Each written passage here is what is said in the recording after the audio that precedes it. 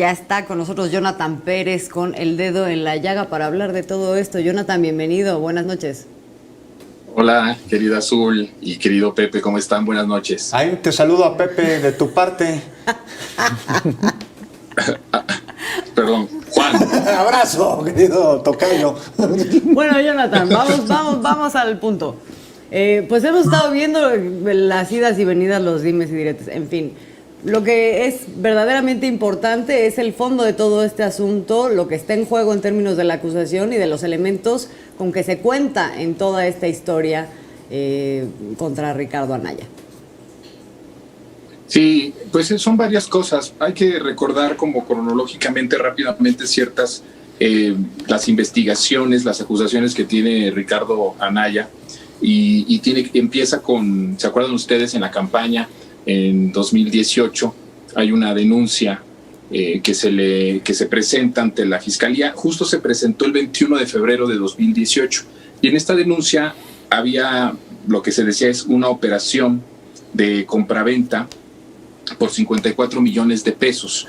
Y ahí se decía justamente que este dinero que se había recibido era de origen ilícito y que el propósito de esta transacción justamente era fondos para cubrir gastos de campaña. Esta primera acusación que se hace en febrero de 2018 tiene una conexión con otro caso importante que se investigó en España y que tal vez pocos lo conocen, porque se trata de una red que justamente en España se tituló que era una red de blanqueo para financiar al candidato del PAN a la presidencia en México.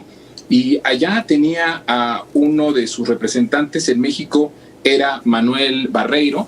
Allá en España era Juan Pablo Olea Villanueva. Y justamente se decía que era toda una red para blanquear.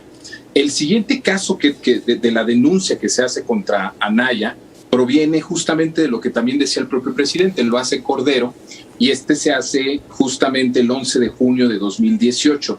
Y ahí se acusa a Ricardo Anaya justamente de, a través de operaciones inmobiliarias, recibir dinero para justamente su campaña, para lavarlo y para ocuparlo.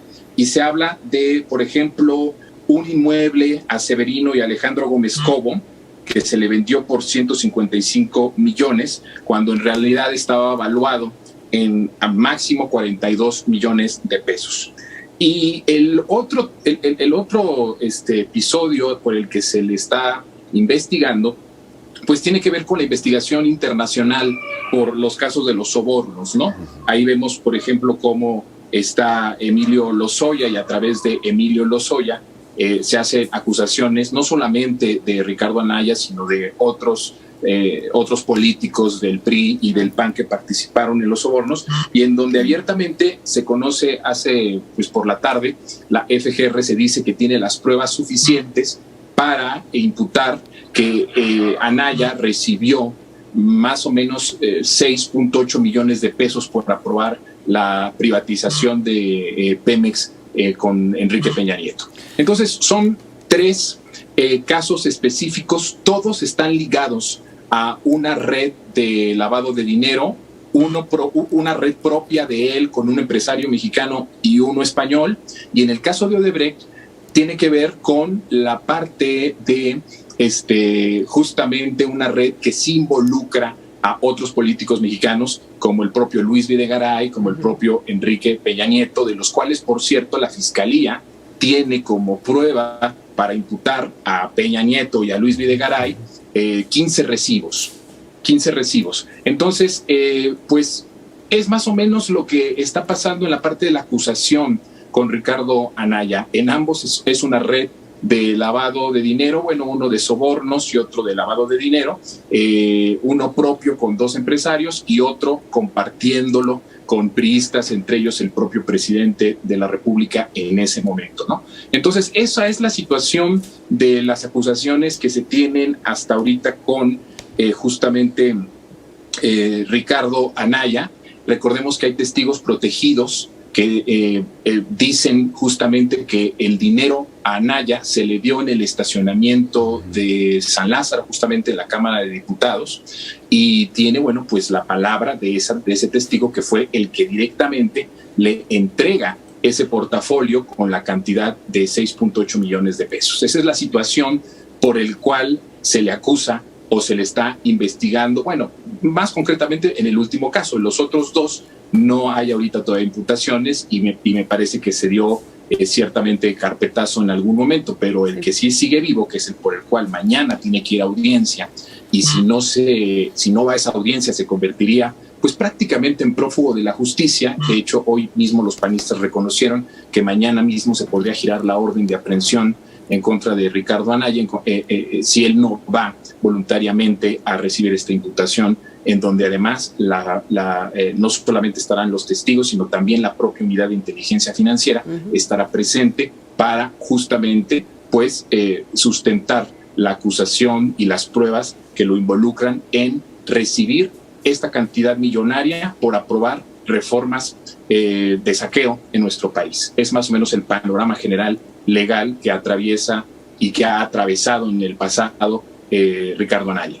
Nos queda menos de un minuto, Jonathan, pero te quisiera preguntar, de acuerdo a tu opinión, ¿tú crees que esto llegue a sentar en el banco como acusado a Peña Nieto? Porque todos los caminos de la corrupción de su sexenio lo conducen a él y a su fouché, a Videgaray.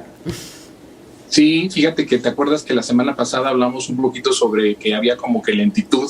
Me parece que nos escucharon en la fiscalía. Me parece que sí, puede ser algo, una esperanza de que la FGR por fin ya se ponga más viva, se agilice más todos estos procedimientos, y es muy posible que sí se logre alcanzar a Enrique Peña Nieto y a Videgaray. De acuerdo con la información que se tiene, es muy probable. Digo, yo te puedo decir, así nada más como comentario, es más probable que la semana pasada de que sí suceda, que le imputen un delito o varios delitos tanto a Peña Nieto como a Videgaray.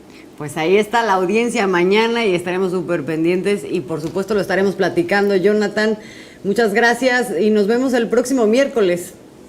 Prometo ya no cambiarte el nombre, perdón. No, hombre, ya eso es en el pasado. Y nos vemos en el futuro la próxima semana y esperemos que la Fiscalía todavía avance más en este camino y del que sea alentado. Abrazo. Un abrazo, querido Jonathan. Abrazo, Jonathan.